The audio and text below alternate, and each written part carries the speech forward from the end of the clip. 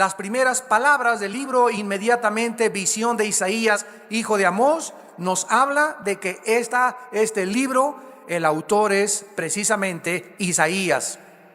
Casi todo el libro de Isaías consiste en visiones y sermones, como lo dice el versículo 1, visión de Isaías. O sea, Dios le dio a este hombre, a este ser humano, que vivía en la clase media muy alta, porque la familia de Isaías era una familia rica. Él, Isaías, era exactamente lo que equivale al apóstol Pablo en el Nuevo Testamento. Isaías, al igual que Pablo, fueron de los dos únicos profetas de Dios educados, cultos, con una preparación tremenda. Pablo era políglota, hablaba como 6 o 7 idiomas, se educó con Gamaliel. Isaías tuvo la mejor educación que alguien pudiera tener en el Antiguo Testamento, al contrario de los demás profetas que fueron llamados del campo. Así que Isaías era un hombre donde su familia pertenecía a la clase media alta, muy acomodada, y donde tenían acceso a los funcionarios públicos. O sea que Isaías fue un profeta, como lo vamos a ver, que sirvió a 4 reyes principales, 4 o 5 reyes principales, por la gracia que Dios le dio de estar cerca de los gobernantes. Así que fue un profeta que vivió continuamente en los palacios de gobierno. Casi todo el libro, repito, son visiones y sermones. Y Isaías, de la familia real a la que pertenecía, era un hombre que recibió órdenes de Dios de predicar con valentía y con audacia. Uno de los problemas más grandes que enfrentamos actualmente en la sociedad es que cuando estamos delante de un funcionario público, cuando estamos delante de un gobernante, o cuando estamos delante de alguna persona poderosa o con dinero o con influencia, los cristianos como que nos comenzamos a hacer chiquitos. Como que comenzamos a titubear y a tartamudear, y lo que le teníamos que decir ya no se lo decimos, porque existe en la naturaleza humana, en la carne, la tendencia de tratar de agradar a las personas, de caerles bien, de que no me vaya yo a decir algo que después ya no me dé hueso cuando llegue a diputado, o cuando llegue a gobernante, o cuando llegue a presidente. Y recordamos que delante de Faraón estuvo un hombre llamado Moisés, que al estar enfrente del hombre más poderoso del imperio egipcio en aquel tiempo, le dijo, ¿verdad? Vengo de parte de Jehová de los ejércitos. Y Faraón era un hombre que así con el dedo podía mandar a matar a cualquier persona. Sin embargo, Moisés sabía que al venir de parte de Dios era mucho más grande la comisión que él tenía que enfrentarse con cualquier hombre cuyo aliento está en el poder de Dios. Elías se presenta ante el rey Acab y le dice: vive Jehová delante del cual yo vivo, del cual yo estoy presente. O sea, Acab, tú serás muy poderosa, estarás casado con una mujer llamada Jezabel, que ha mandado matar a todos los profetas de Dios, pero no te tengo miedo. Dice el Señor que en 3 años y medio no va a llover. Y estos hombres, profetas hebreos, se presentaban ante los gobernantes, se presentaban ante los más grandes dirigentes mundiales políticos sin ningún miedo, sin ningún temor. Y el mismo espíritu que ellos tenían y que los dejaba temporalmente, el mismo espíritu está dentro de nosotros. Pero ahora ese espíritu, con la diferencia que radica en nosotros, vive dentro de nosotros, y tenemos todavía mucho más poder, porque Jesús dijo que haríamos mucho más grandes obras que las mismas obras que Jesús realizó. Así que nosotros tenemos que estar conscientes de que Dios no nos ha dado un espíritu de cobardía. Juan el Bautista le dijo a Herodes, el emperador más grande, el gobernante en su época: no te es lícito que vivas en adulterio con tu cuñada. Así le dijo Herodes: tú no puedes vivir con tu cuñada porque estás casado, y con la mujer que vives es tu amante. Y esta agresividad, esta audacia, esta forma de expresar los pensamientos de Dios a los gobernantes es lo que se necesita actualmente. Pero se ha perdido todo esto por el afán de hacer alianza, del compromiso, de caer bien. Y nosotros somos hombres y mujeres que hemos sido enviados al mundo a quitarle las vendas de las tinieblas, de la ignorancia a la gente, para que la luz de Jesucristo resplandezca en sus corazones. Este hombre Isaías fue odiado y obstaculizado por un rey llamado Acaz, y favorecido y respetado por Ezequías, aproximadamente en el año 716-690 antes de Jesucristo. El libro de Isaías terminó en el año 680 de ser impreso, cuando el ejército asirio fue destruido. Los tiempos en los que Isaías profetizó fueron cuando terminó la cautividad babilónica y la cautividad asiria. En el año 722 a.C. fueron llevadas 10 tribus de Israel cautivas al imperio asirio, y quedaron solamente 2 tribus en el sur, que fueron Judá y Benjamín. Se conocía como el reino del sur y el reino del norte. El reino del norte fue llevado cautivo las 10 tribus y quedaron solo Judá y Benjamín. Y a estas 2 tribus que eran y formaban el reino del sur es a quienes Isaías dirigió este mensaje. Todo lo que quedó del gran reino de Israel, solamente, repito, fue Judá y Benjamín. Estos tiempos de Isaías eran tiempos desesperados, porque el pueblo vivía bajo una continua amenaza de ser invadidos de los imperios extranjeros. Entonces la gente se desbocaba, la gente se desbalagaba, se quería divertir, quería olvidarse de la cautividad a la que podían ellos enfrentarse, etcétera, etcétera. Y en lugar de que las pruebas, la maldad y las presiones los acercaran a Dios, los hicieron alejarse de Dios. Y este libro es una grande advertencia a todos nosotros como cristianos, porque lo más interesante de este libro es que el mensaje de Isaías fue profetizado y anunciado y proclamado a un pueblo que exactamente se va a encontrar en las mismas condiciones antes de que Jesucristo venga. Así que todo el mensaje de Isaías era para aquel pueblo que se encontraba bajo el mismo medio ambiente y las mismas circunstancias. Así lo vamos a descubrir, en las que antes de que Cristo venga se va a encontrar el pueblo de Dios. Así que el mensaje de Isaías es mucho, mucho más moderno para nosotros que para cualquier otra generación, porque es un mensaje para el pueblo de Dios en los últimos días. Y así se va a encontrar el pueblo de Dios antes de que Cristo venga. Vamos a ver en primer lugar que particularmente fue escrito el libro de Isaías a nuestra época, en primer lugar para presentar y recordar la salvación maravillosa a todos aquellos en esta época que quieran creer y escuchar la palabra de Dios. Porque de tal manera amó Dios al mundo que ha dado a su Hijo unigénito, para que cualquiera de ustedes que en Él cree no se pierda, mas tenga la vida eterna. Así como Isaías fue en sus tiempos un gran evangelista, ahora hemos sido llamados nosotros también a evangelizar al mundo, a contarle al mundo las buenas noticias de que Dios los ama. Pero ¿cómo que Dios me ama?, me preguntará alguna persona ante la situación en que yo me encuentro. La Biblia nos muestra que la mayor parte de la humanidad se encuentra desesperada. La generación en la que tú vives y en la que yo vivo es una generación llena de ansiedad. Nunca hemos visto el fenómeno de la depresión, psicológicamente hablando, como la generación que vivimos. La mayor parte de la humanidad, de acuerdo a la Organización Mundial para la Salud, se encuentra deprimida. O sea que la depresión es la enfermedad número 1 actualmente en el mundo entero. Y no es para menos. Yo, si no fuera cristiano, estaría, ¿verdad? No sé dónde real y sinceramente me podría encontrar. Pero es un mundo donde estamos viendo por todos lados guerras, devastaciones, pobreza, una corrupción increíble de los gobernantes. El pueblo en México, ahora que estamos con los líderes, con este candidato a la presidencia de la República, comentamos, estamos seguros que viene un cambio ya en México, donde ya basta de corrupción, ya basta de secuestros, de inseguridad, ya basta de abortos, ya basta de tanta drogadicción entre los jóvenes, ya basta. Y no podemos solamente quedarnos en ya basta y ya no queremos esto, sino que tenemos que hacer algo nosotros. Tenemos que actuar, tenemos que formar parte de la acción que se está llevando a cabo a través del poder del Espíritu de Dios.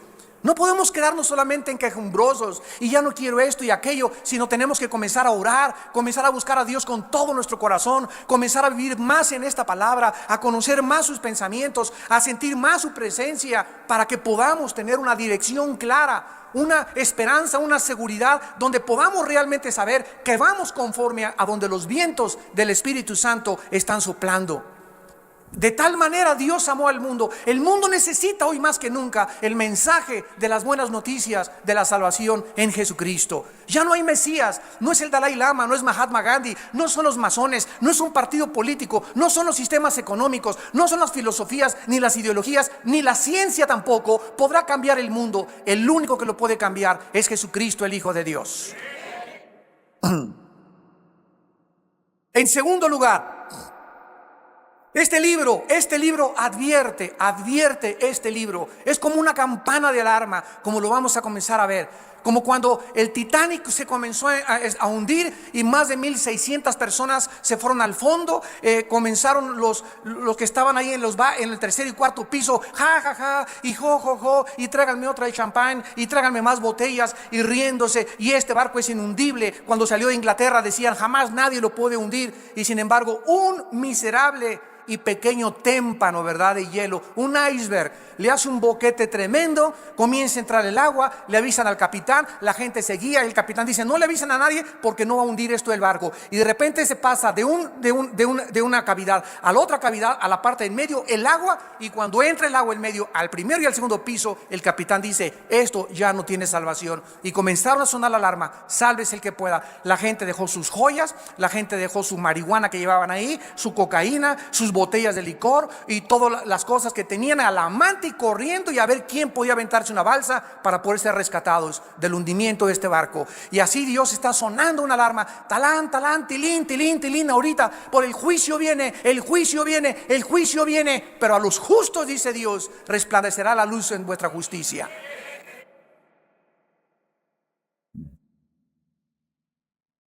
Este libro es una alerta porque nos dice que la paga del pecado es la muerte. La paga del pecado es la muerte. Todos ustedes que sufren actualmente, que tienen culpa, que tienen vergüenza, que se metieron en deudas, que te andan buscando por tranza, que tus pecados te han alcanzado, tienes que aprender que es la razón por la cual se sufre en la vida. Es verdad que aunque no pequemos vamos a sufrir, pero tenemos a Dios de nuestro lado. Tenemos la esperanza que nos va a sacar. Tenemos la conciencia tranquila que no hemos ofendido a nadie. Y tal vez suframos por causa de la justicia. Pero cuando sufres por causa de tus pecados, por tus robos, por tus engaños, por la forma como tratas a tu esposa, por no entender que esta vida es corta, que tenemos la eternidad enfrente de nosotros, dice la Biblia, duro es el camino de los transgresores. La paga del pecado es la muerte. El alma que pecare, esa morirá, dice el Señor. En tercer lugar, este libro consuela a todos los que confían en Dios. Dice en el capítulo 3 de Isaías, versículo 10, decid al justo que le irá bien, porque comerá de los frutos de sus manos. Es verdad que el justo y nosotros los cristianos estamos enfrentando un mundo horrible de discotecas, de pornografía, de corrupción, de hipocresía, de enfermedades mentales, de depresión, de ansiedad. Pero Dios te dice en esta mañana, tú mantente firme, ahonda y profundiza aún más tus convicciones, porque yo te juro, dice el Señor, porque es la palabra del Señor, que te irá bien en la vida. Te irá bien en la vida. Vas a salir adelante. Yo estoy contigo y no te dejaré ni te desampararé. Mi brazo derecho está con tu mano. Muchas son las aflicciones del justo, pero de todas nos salva el Señor. De todas nos libra el Señor. Porque Él es nuestro amparo, nuestra fortaleza, nuestro pronto auxilio en todas las tribulaciones. El que habita al abrigo del Altísimo morará bajo la sombra del Omnipotente. Él es mi castillo, Él es mi roca, el que adiestra mis manos para la batalla, el que prepara en mí el arco de bronce, el que adiestra mis manos. Con mi Dios asaltaré muros y con mi Dios derribaré fortalezas. Él es el Señor de nosotros, el Rey de reyes y Señor de señores. De una forma preciosa, en el capítulo 60 de Isaías, vamos a brincarnos rápidamente para leer tantas promesas que existen para nosotros. Y dice el capítulo 60 de Isaías, ya casi al acabar la visión y los sermones de Isaías: levántate, resplandece, porque ha venido tu luz y la gloria de Jehová ha nacido sobre ti. Lo primero que se nos manda es levantarnos. No podemos estar sentados quejándonos, desanimados, deprimidos, ahogados en el pozo de la desesperación y esperar que podamos brillar. No, nuestra responsabilidad es: levántate y resplandece. ¿Por qué? Porque en una luz no se puede esconder debajo de una mesa. Una luz no se puede meter debajo de una casa. Una luz tiene que levantarse para que alumbre todo. Y nosotros somos la luz del mundo. Y no podemos en el mundo andar así: ay, metí en la casa, ay, tengo muchos problemas, ay, ya nadie me quiere, ay, esto y el otro, ay, me dejó mi novia, ay, me dejó mi esposo, y ya estoy deprimido, y me voy a ir al alcohol, y me voy a las drogas. No, de ninguna manera. No huyas, tome los caminos equivocados. No uses anestésicos que solamente van a hundirte más en la desesperación. Levántate y resplandece. Cuando nos levantamos, comenzamos a brillar. ¿Y por qué? Porque dice la Biblia: porque ha venido tu luz, porque la gloria de Jehová ha nacido sobre ti. El Espíritu Santo ha entrado a nuestras vidas para que podamos reflejar la gloria de Dios en la faz de Jesucristo. He aquí que tinieblas cubrirán la tierra, y nos lo anuncia el profeta hace 2700 años que fue escrito este libro. 2750 años aproximadamente. Tinieblas cubrirán la tierra. ¿Las puedes ya ver? ¿Ya puedes darte cuenta de qué oscuro está el mundo? La ciencia está más sumida en la desesperación que nunca. Cada vez la depravación y la pornografía, matrimonios gays, la homosexualidad, la corrupción de los políticos, las filosofías, las escuelas. Pueden sentir, amados santos de Dios, nosotros que somos el pueblo de Dios, el tesoro de Dios, podemos sentir ya cuántas tinieblas hay, cuánto satanismo, cuánta maldad, cuántos robos, cuánta delincuencia, cuántos secuestros. Las tinieblas aún se van a hacer más densas. No dejes que esas tinieblas vengan a tu casa, se metan a tu casa, te ahoguen en la confusión, porque las tinieblas es el reino donde opera Satanás. El Espíritu Santo opera en el reino de la luz, y yo me tengo que salir de las tinieblas y estar bajo el reino de la luz. Necesitamos hoy más que nunca en nuestra vida luz. Porque la luz es la que nos da dirección, es la que nos dice que estamos bien. En la oscuridad, en la cueva, sin luz, sin ninguna lámpara, nos desesperamos y nos confundimos. Gruñimos como los osos y caemos como ciervos o cervatillos heridos de sus patas en las trampas, en las cuevas y en los hoyos. ¿Por qué? Porque ha venido nuestra luz. Dios ha venido a nosotros para darnos esta esperanza. Y sobre ti, dice la Biblia, amanecerá Jehová, y sobre ti será vista mi gloria. Andarán las naciones a tu luz, y los reyes al resplandor de tu nacimiento. Alza tus ojos alrededor y mira, mira, todos estos se han juntado, vinieron a ti. Tus hijos, dice el Señor, vendrán de lejos, y tus hijas serán llevadas en tus brazos. Así es, Dios nos promete a nosotros en esta generación que Él salvará a nuestros hijos. Son de nosotros nuestros hijos, y se los vamos a arrebatar a Satanás. Y mis hijos no se los van a llevar las drogas, y no se van a caer en la prostitución, y no van a caer en el alcoholismo. ¿Por qué? Porque son nuestros hijos y nuestra simiente es santa, pero tenemos que luchar por ellos. Tenemos que ser valientes, tenemos que brillar, tenemos que levantarnos, porque hay mucho por lo que luchar en la vida. Entonces verás y resplandecerás, versículo 5, se maravillará y ensanchará tu corazón, porque se haya vuelto a ti la multitud del mar, y las riquezas de las naciones hayan venido a ti. Todas estas promesas que Dios le dio al pueblo antes de que Cristo viniera eran para nosotros. Porque nosotros somos esa generación, como lo vamos a ir discerniendo en este libro maravilloso de Isaías. Y finalmente Isaías describe un retrato del Mesías como ningún otro retrato se encuentra en el Antiguo Testamento. En el capítulo 53 de Isaías, versículo del 3 al 6, este hombre escribió antes de que Jesús naciera. Para ser exactos, 750 años antes.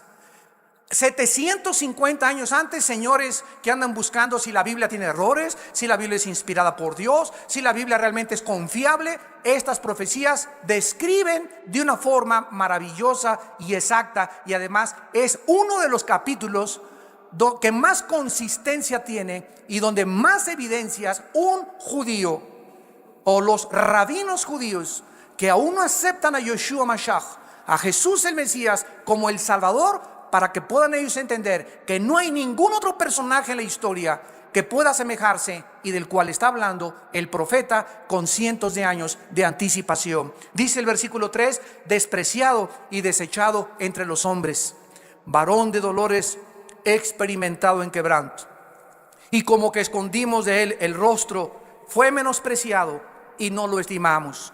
Ciertamente llevó él nuestras enfermedades y sufrió nuestros dolores, y nosotros le tuvimos por azotado, por herido de Dios y abatido. Mas el herido fue por nuestras rebeliones, molido por nuestros pecados.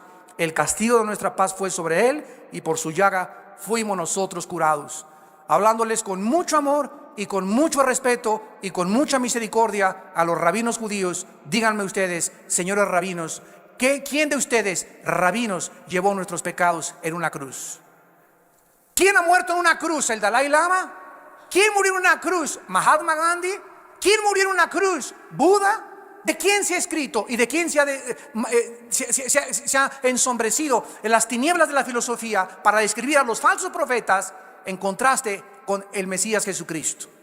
Despreciado y desechado entre los hombres desde que nació Jesucristo, la Virgen María embarazada con José, su esposo, buscando un lugar donde parir al niño. Desde que nació Cristo, antes de que naciera, el mundo ya le había cerrado las puertas. Aquí no puedes nacer, vete de aquí. Y no encontró ningún lugar donde el Hijo de Dios, el creador de los cielos y de la tierra, el juez del universo, el legislador de la moral, pudiera nacer, y nació en un humilde pesebre. Desde que entra el Salvador al mundo, desde que entra al escenario mundial, desde que baja este planeta del cielo de otra dimensión, Él nos muestra que Él entraba al escenario mundial vestido totalmente de humildad.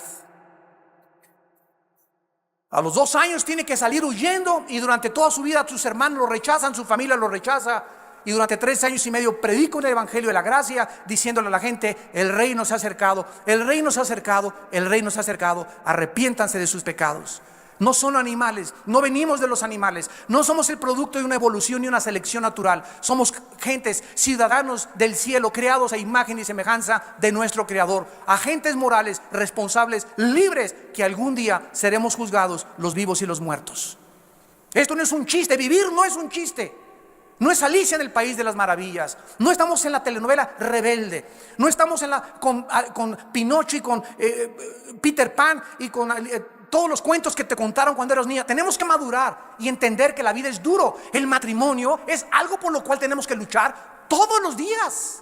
Todos los días hay que luchar por nuestra esposa, por nuestro esposo, o comenzarnos a amalgamar los dos, a entender los dos, a identificarnos los dos. Esto se requiere madurez. Y no, ya no te quiero, ahí nos vemos, puedo encontrar otra. Ya no te quiero, puedo encontrar otra. Es algo por lo cual tenemos que luchar. Por nuestros hijos, nos sacan canas nuestros hijos. Y si no, espérate a que crezcan nada más. Nos sacan canas. ¿Por qué? Porque es la ley de la vida. No es fácil nada, pero Dios no nos dice que nunca se van a apartar. Dios nos dice y nos promete que aunque se aparten nuestros hijos, los trae, y de la oreja los trae. No nos promete que no se van a ir. Se brincan las rejas, hacen diablura y media, hacen travesura y media. Hasta en la cárcel han acabado muchos. Otros los tenemos que ir a recoger a un hospital psiquiátrico, otros en centros de rehabilitación de las drogas. Pero de ahí Dios los trae y los convierte en profetas, y los convierte en predicadores, y los convierte en pastores y misioneros de Dios. Porque ese es nuestro Dios. Y este es el poder transformador del evangelio. Este es el poder transformador del evangelio. Ver a la gente restaurada, ver a la gente que se cayó, a pastores que pecaron, a misioneros que fracasaron, a hombres de Dios y mujeres de Dios, a organizaciones cristianas que se arrepintieron y Dios los levantó mucho, mucho más alto. ¿Por qué? Porque es el poder de Dios para salvación. Cuando el justo cayere, no quedará tirado, porque Dios sostiene su mano. Ante Dios no hay absolutamente nada imposible. Además, en este libro maravilloso se hace énfasis especial en la doctrina de Dios. Es el libro en el Antiguo Testamento que nos describe con más detalles la omnisciencia, la omnipotencia, la omnipresencia, la soberanía, la fidelidad, la misericordia, la paciencia, el amor, la bondad de nuestro Dios y Salvador. El creador del universo, que ordena todos los acontecimientos de la historia según su propósito y su plan eterno de los siglos de los siglos. Miren rápidamente en Isaías 44, qué es lo que dice el profeta acerca de esta soberanía, de esta omnisciencia de Dios. Esto es una de las cosas más maravillosas en la Biblia que se conocen como la profecía bíblica. No hay ningún otro libro, señores historiadores, sociólogos, antropólogos que nos escuchan. No existe ningún. Ve y sigue buscando en las librerías, en los billones de volúmenes de literatura que existen en todas las bibliotecas. Continúa rascándole hasta que te digan ratón de biblioteca. Y nunca vas a encontrar ningún libro sagrado, ningún profeta, ni Nostradamus, ni Jim Dixon, ni Tugurú Maharaji, Tachi Kukalakachi, ni toda la bola de tontos que andan por ahí diciendo que son profetas y hombres de Dios y que son Dios y que vamos a ser dioses. En ningún volumen de literatura vas a encontrar que la historia humana está claramente delineada de la A a la Z. Cómo comenzó el mundo, cómo son las naciones, los lenguajes, la época que vivimos, la época de los nazis, el comunismo, el nazismo, el fascismo, etcétera, etcétera. Los países que están ahorita alineándose en el último escenario mundial y que se están juntando en contra de Israel. ¿Cómo va a acabar la Tercera Guerra Mundial en Israel? No existe ningún libro más que en la Biblia que nos trace de una forma perfecta el orden de la historia humana. Y esto fue lo que anunció el profeta en el capítulo 44, versículos 6 al 8. Así dice Jehová, Rey de Israel y su Redentor, Jehová de los ejércitos: yo soy el primero y yo soy el postrero, y fuera de mí no hay Dios. Comienza diciendo Dios: yo soy ¿qué cosa? Síganme con atención. El alfa y yo soy la omega. ¿Saben qué significa esto? ¿Saben qué significa esto? Que si Dios es el primero y Dios es lo último, y todavía no llegamos a lo último, si Él es realmente el primero y Él es el último, Él tiene que escribir lo último y cómo va a acabar todo, si es que Él es Dios.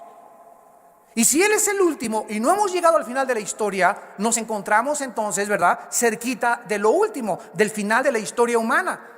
Y Cristo nos dijo: he aquí os lo digo todo, vendrán guerras, terremotos, pestes, hambre, nación contra nación, fenómenos meteorológicos, climatológicos, y será el principio de los dolores.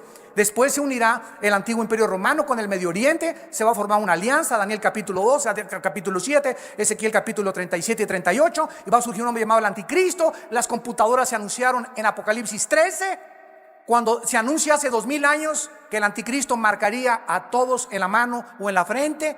¿Cómo podría esto ser posible si no se hubieran inventado las computadoras? ¿Cómo podría Juan hace 2000 años poder escribir que vendría un tiempo cuando el mundo podría ser controlado por una sola organización, por un solo gobierno, si no fuera por el invento de los chips y de las computadoras?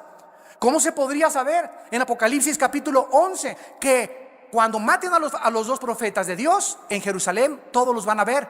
¿Cómo se podría saber que iba a haber un momento en la historia en la que todos íbamos a ver el mismo acontecimiento si no fuera porque en 1957 se inventaron los primeros satélites de comunicación? Y todo este cúmulo de evidencias que hay en la Biblia, ¿verdad?, es porque Dios es el primero y porque Dios es el postrero.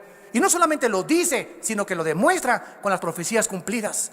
Y dice a continuación el profeta, versículo 7: ¿quién proclamará lo venidero? Lo declarará y lo pondrá en orden. Esa frase, lo pondrá en orden, lo tengo subrayado yo en mi Biblia. Dios es el único que puso en orden la historia. Una prueba: antes de que Isaías escribiera, se estaba anunciando que Dios ordena los acontecimientos de la historia. Si van ustedes al capítulo 2 de Daniel, ahí dice en Daniel que hubo una gran estatua que tuvo un sueño el gran rey Nabucodonosor.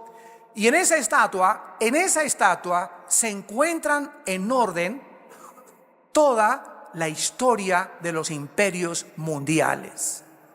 Y le dice Daniel al rey Nabucodonosor: la cabeza de oro es Babilonia, eres tú, oh rey. El pecho y los brazos de plata representan al imperio medo-persa, y la historia nos demuestra que después del imperio babilónico siguieron los medos y los persas, que hicieron una alianza. Y después le dice Daniel, cuando estos imperios todavía no habían existido, después del imperio medo-persa habrá un tercer imperio. Y sabemos que el tercer imperio fue los griegos, con el vientre de plata. Alejandro el Magno, a los 33 años de edad, había conquistado toda la Europa, África del Norte y casi todo el Medio Oriente. Y le dice Daniel al rey: y las piernas de hierro es el último imperio que existirá antes de que Cristo venga, con terminaciones de dedos mezclados con barro y mezclados con hierro. Y estas dos piernas después de los griegos surgió el imperio romano, que se dividió en dos, ejemplificado y simbolizado por las dos piernas. Alejandría y Constantinopla. Se dividió el imperio romano en dos y pusieron al obispo de Alejandría y al obispo de Constantinopla. Y la Biblia dice que del imperio romano, los dedos, surgiría 10 naciones que se unirían y formarían un bloque. Y estas 10 naciones, esto fue escrito, damas y caballeros, hace 2600 años. De estas últimas 10 naciones surgiría el anticristo. ¿Quiénes son estas 10 naciones? Dice que surgirían del antiguo imperio romano, ante los ojos asombrados del mundo. En 1957 se firma el Tratado de Roma, donde 3 naciones europeas, bajo un francés llamado Jacques Delors, sueñan con unificar Europa, y se comienza a llamar el Mercado Común Europeo. Llegamos a 1973 y eran como 8 naciones, y ahorita en el siglo XXI son 25 naciones unidas en Europa, con el bloque más fuerte de Producto Interno Bruto, exportaciones e importaciones que nadie puede competir, ni en los mercados japoneses ni orientales, ni tampoco Canadá, Estados Unidos, México, Chile y Brasil. Nadie puede competir ahorita con Europa. De acuerdo a la Biblia, Dios lo profetizó: el último imperio antes de que Cristo viniera no iban a ser los rusos con el comunismo, no iba a ser Estados Unidos, iban a ser 10 naciones unificadas e iban a surgir de Europa, tal como con nuestros ojos tú y yo lo estamos viendo, para que cuando suceda esto nos acordemos que Él nos lo dijo antes y comencemos a levantar nuestra cabeza y a decir, como decían en mi tierra: ah, chirrión, ah, caray, esto es verdad. Y cuando yo comencé a decir eso, ah, caray, esto es verdad, caí de rodillas. Le dije: Señor, tú eres real, tú existes, tú eres bueno, tus palabras son firmes, no ha caído en una sola tierra. Señor, aquí está mi vida, aquí está mi alma, te la entrego, úsame, Señor. No quiero vivir esta vida y pasar desapercibido simplemente como uno más de tantas personas que se van al camino a la perdición, porque amplia la puerta que conduce a la perdición y la mayoría van por ella. Pero es una decisión que cada uno de nosotros tenemos que tomar. Tenemos que determinar en nuestro corazón a quién vamos a servir. Y tienes una vida y yo tengo una vida para determinar tal vez en esta mañana a qué amo quieres servir. Si Dios no es Dios, vete con tus ídolos, sigue leyendo tus discotecas, síguete revolcando con tu novio, síguete drogando, síguete emborrachando, síguele siendo infiel a tu esposa, porque para ti no hay moral, para ti no hay pecado, para ti no hay temor de Dios. Pero si Dios es Dios, límpiense los que llevan los instrumentos de Jehová, porque sin santidad nadie verá a Dios. Este es el panorama que nos pinta el profeta Isaías. ¿Quién proclamará lo venidero y lo pondré en orden delante de mí, como hago yo desde que establecí el pueblo antiguo, desde Abraham hasta la venida de Cristo? El milenio, la nueva Jerusalén y la eternidad están en la Biblia, de la A a la Z. ¿Quieres conocer la historia desde el origen del hombre hasta el final de la historia humana? Solamente se encuentra en un libro llamado la Biblia. Y dice el profeta en el versículo 8: no tengan miedo, no temáis, ni se amedrentéis. No te lo hice oír desde la antigüedad y te lo dije. Luego vosotros sois mis testigos. No hay Dios sino yo, no hay fuerte, no conozco ninguno. ¿Qué es lo primero que Dios nos dice, amados santos, hermanitos en Cristo? ¿Qué nos dice el Señor? Que no tengamos miedo de la vida. No tengas miedo. Si tenemos un Dios que nos ha puesto en orden todo el panorama de la historia, y si sabemos exactamente qué va a pasar y que estamos en sus manos y que nadie nos puede arrebatar de sus manos, ¿por qué entonces temen, pequeña manada? Yo soy vuestro Dios, poderoso para hacer que ustedes nadie los arrebate de mi mano. Yo soy el Dios con ustedes porque sabemos que ni desnudez, ni espada, ni persecución, ni la muerte, ni lo porvenir, ni los ángeles, ni lo invisible, ni lo visible, nunca nada nos podrá separar del amor de Dios que es en Cristo Jesús nuestro Señor. No tengan miedo, no se los hice oír desde la antigüedad. Ustedes entonces son mis testigos. Ustedes son mis testigos de que yo soy Dios. Fuera de mí no hay Dios. Los demás dioses son inventos de la raza humana. Yo soy el Dios de la Biblia, el único Dios vivo y verdadero.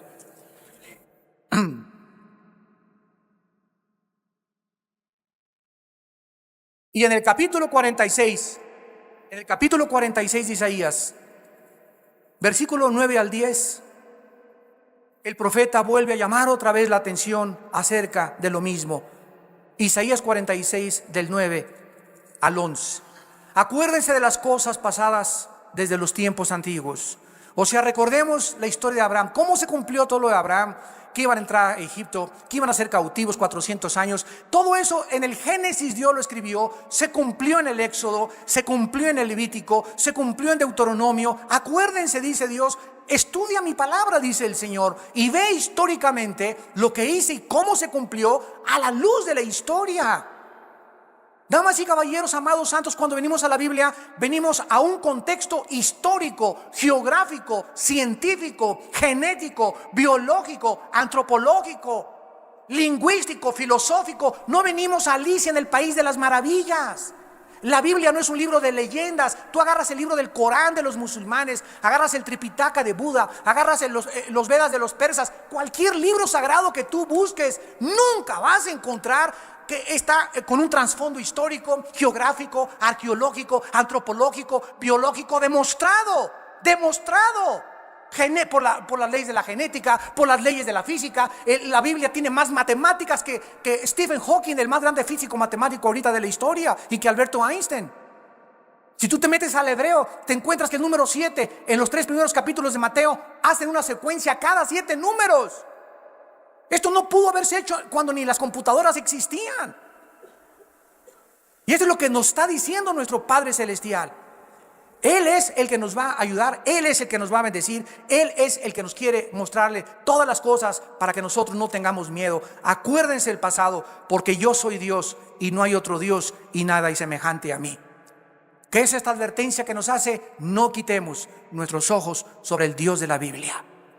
No pongas tus ojos en dioses falsos, en sectas falsas, en ideologías falsas, en mesías falsos. Desde Jesucristo todos han sido falsos mesías, falsos líderes religiosos. Se han levantado miles de hombres y se seguirán levantando, que proclamen y digan: yo tengo la panacea para la humanidad, yo tengo la respuesta para la humanidad, yo puedo cambiar México, yo puedo cambiar el mundo. Y el mundo cada vez cree más fácilmente la mentira que la verdad. ¿Qué va a hacer el anticristo? La Biblia lo dice. Se va a erigir en Europa y en el Medio Oriente y va a decir: ¿quién como yo? Yo soy Dios. Va a abolir los tiempos, las leyes, va a cambiar el calendario solar del anticristo, va a cambiar los 10 mandamientos.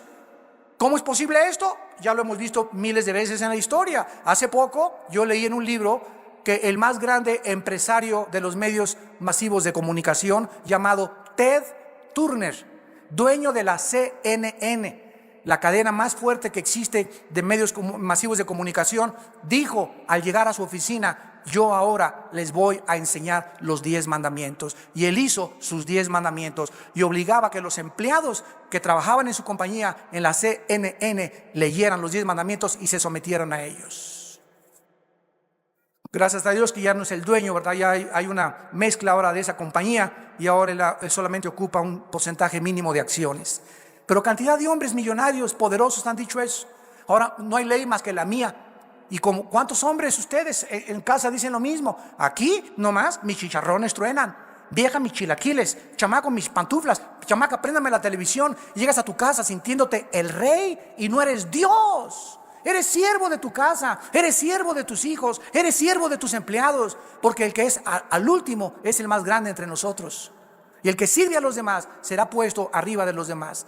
¿Quieres que la gente te exalte? ¿Quieres que tu familia te reconozca? ¿Quieres que en tu empresa puedan decirte: mi patrón es lo máximo? Sirve a los demás. Lávale los zapatos, lávale los pies. Humíllate delante de tu Dios y Él te exaltará en el tiempo oportuno. Y finalmente dice Isaías en el capítulo 46, versículo 10, que anuncio lo por venir desde el principio y desde la antigüedad, lo que aún no era hecho, que digo, mi consejo permanecerá y haré todo lo que quiero. Que llamo desde el oriente al ave y de la tierra lejana al varón de mi consejo. Yo hablé y lo haré venir, lo he pensado y también lo haré. En otras palabras, una sola letra y palabra de la Biblia es, por eso se llama la palabra de Dios, porque es lo que Dios ha hablado y quedó impreso. Y Dios está detrás de este libro y nos dice en esta mañana todas las cosas que yo he hablado y las profecías que se cumplieron en el pasado. Si se cumplieron en el pasado, también se van a cumplir las del futuro. Porque yo haré lo que yo quiero y yo haré lo que yo he hablado. No mudaré lo que ha salido de mi boca. Y estas promesas son precisamente las que nos sostienen. Estas promesas son precisamente las que nos infunden el poder y el valor de vivir para Él. Tú y yo somos vulnerables porque somos seres humanos, tenemos pies de barro, somos frágiles. Dios se acuerda de nuestra condición. Somos sujetos a depresiones, somos sujetos a desánimo, somos sujetos a ya no que a veces, yo se los digo con todo mi corazón, cuántas veces no he amanecido así y tienes ganas de aventar la toalla y amaneces deprimido. No somos querubines y Dios sabe nuestra condición. Dios sabe que aún no estamos en el milenio, aún tenemos un alma, tenemos pecado dentro de nosotros, pero Él se compadece de nuestra condición, se acuerda de que somos polvo. Si nosotros en ese momento nos hincamos y le decimos, Padre, ya no aguanto, ya no puedo, fortaléceme, y comienzo en ese momento, te alabo, y alabado sea el nombre de Jesús, alabado sea el nombre de Jesús, y alabado sea el nombre de Jesús. Y a los 10 minutos que comienzas a alabar a Dios, en medio de tu depresión hay algo sobrenatural que sucede, como que se comienza a despejar la atmósfera y te das cuenta que esa depresión no es más que una opresión satánica contra nosotros, invisible, así como si llegara el chamuco y nos rodeara con una sombra y nos hiciera así, nos quiere como exprimir y nos sentimos así que ya no podemos, pero es porque Dios está adiestrando nuestras manos para la batalla. Es ahí cuando tenemos que descubrir que esa depresión no es psicológica, esa depresión no es por ninguna otra cosa más que de los demonios que nos quieren derrotar, que nos quieren hacer sufrir, que nos quieren ver derrotados, que nos quieren ver humillados y que nos quieren ver desanimados, porque un cristiano desanimado es un cristiano que no sirve para nada. Pero descubre a Dios en medio de tu depresión, en medio de tu desánimo, alábale. Hay un poder que no se puede nadie imaginar en la alabanza. Hay un poder cuando llegas aquí en la mañana y ves aquí, y tú llegas, ¡ay, qué ridícula se ve! Yo quiero rock.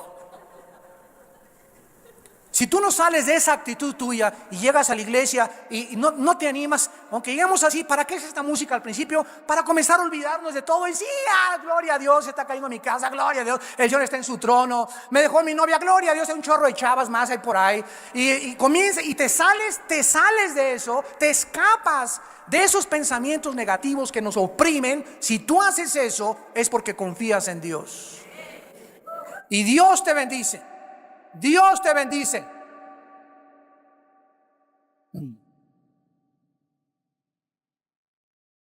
¿Y qué pasa si no lo hacemos? 3 días de depresión, 4 días se vuelve algo crónico. Y sabes una cosa, ni el perro te aguanta. Y finalmente, la Biblia nos muestra en este libro maravilloso de qué forma comienza, como lo vamos a ver en la próxima clase, con acusaciones en contra del pueblo de Dios.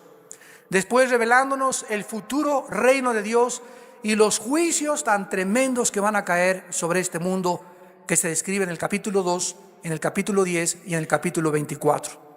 Después vemos el llamado hasta el capítulo 6 de Isaías, donde Dios deja como una marca, como una cosa impresa, que para poder servirlo, antes Isaías tenía que ver el trono que llenaba en el cielo, y que los querubines alrededor de Dios decían, santo, santo, santo es el Señor. No es hasta que Isaías tiene un concepto adecuado de la santidad de Dios que Isaías puede decir estas palabras. heme aquí, envíame a mí. No es hasta que tenemos un concepto muy amplio de la santidad de Dios que podemos servir a la obra de Dios. Porque hasta que tú comprendas la santidad de Dios, eres un instrumento poderosísimo en sus manos. Porque te vas a santificar, te vas a limpiar cada vez más, te vas a purificar cada vez más, porque sabes que estamos caminando con un Dios que es 3 veces santo. Y finalmente vamos a ver de qué forma termina este libro maravilloso, con los últimos capítulos describiendo el reino milenial, desde el capítulo 11 de Isaías, capítulo 60 al 66, de qué manera tan maravillosa se escribe la vida que vamos a tener en esta tierra, cómo va a haber familias en esta tierra en el milenio, va a haber reproducción sexual. No nos vamos a casar porque no vamos a necesitar un papel que garantice que le voy a ser fiel a mi esposa. Va a regir Cristo desde Jerusalén con el rey David como gobernador. Y en ese momento ya no va a haber nada de que engañes a tu esposa, ni mucho menos, porque en ese momento va a ser Dios el que castigue inmediatamente el pecado. Y es un libro maravilloso que nos enseña finalmente a que si estas cosas han de suceder, amados santos de Dios, y el tiempo es corto, ¿cuánto más no haríamos bien en estar atentos a este libro como a una antorcha que alumbra en lugar oscuro, hasta que el lucero de la mañana venga y resplandezca en nuestros corazones? ¿Cuánto más no haríamos bien en vivir una vida santa y pía, de entregar lo que tenemos al Señor, de vivir para el Señor, de ya quitarnos tantas banalidades y tantas tonterías y concentrarnos solamente en lo que Dios quiere que nosotros hagamos, en que lo conozcamos y en que sepamos en nuestro corazón que Él es Dios y no hay otro Dios fuera de Él? Oremos. Padre, te damos gracias por el libro de Isaías y el panorama breve que nos has permitido en este momento tener acerca de lo que tú, Señor, nos vas a hablar. Te pedimos, Padre, que cada vez que abramos este libro, lo abramos con temor y con temblor, sabiendo que eres tú el que nos hablas, y que estas palabras que le hablaste a tu pueblo hace 2700 años son las mismas palabras, principalmente para esta generación que estamos al borde de la destrucción mundial. Estamos en el precipicio ya, Señor, de los juicios, y donde nos damos cuenta que está establecido a los hombres que mueran una sola vez y después el juicio, y que toda obra y toda palabra que hayamos hecho será traída a juicio, y que tú, Señor, le pagarás a cada persona conforme a todo lo que hizo mientras estaba en el cuerpo. No os canséis, pues, de hacer el bien, porque a vuestro tiempo segaréis, dice el Señor. Estén firmes y constantes en la obra de Dios. No se desanimen, mi pequeña manada. No se turbe vuestro corazón. Creer en Dios, crean en mí. En la casa de mi Padre hay muchas moradas. Me fui para prepararles lugar. Me fui para que ustedes pudieran esperarme en santidad, en consagración, en esperanza, y creyesen que lo que yo os dije son palabras fieles y verdaderas. Si no fuera así, yo os lo hubiera dicho. Me fui pues a preparar lugar para vosotros, para que donde yo estoy, ustedes también estén. Si yo di mi vida por ti, ¿cuánto más no te daré todas las cosas que tú me pidas? Pero acérquense a mí, busquen mi reino, y todo lo demás se los daré por añadidura. Gracias, Señor, porque nos amas con amor eterno, porque has tenido misericordia de todos nosotros, y por tu paciencia tan profunda que nos has dado para vivir para ti. En esta tarde tal vez haya personas que aún no tienen a Jesucristo en su vida, que aún no tienes al Dios vivo y verdadero, a quien debes de servir y para lo cual naciste tú y nací yo. Y en esta tarde, en esta mañana preciosa que Dios te da la oportunidad de escuchar su voz, su palabra, no endurezcas tu corazón.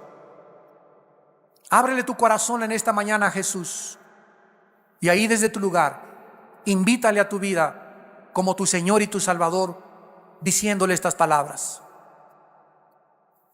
Oh Dios, creador de los cielos y de la tierra, Dios de Abraham, Isaac y Jacob, Dios de la Biblia, Dios y Padre de Jesucristo nuestro Señor, te pido perdón por mis pecados.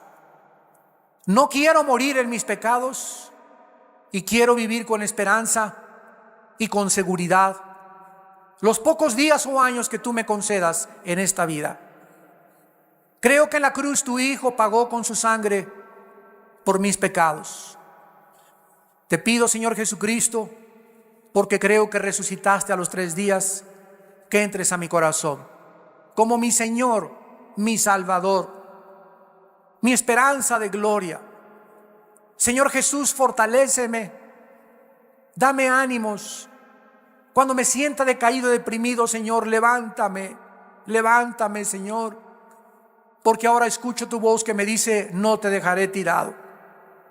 Gracias, Señor, porque ahora confío en tu fuerza, ahora confío en tu poder, Señor, para vivir para ti.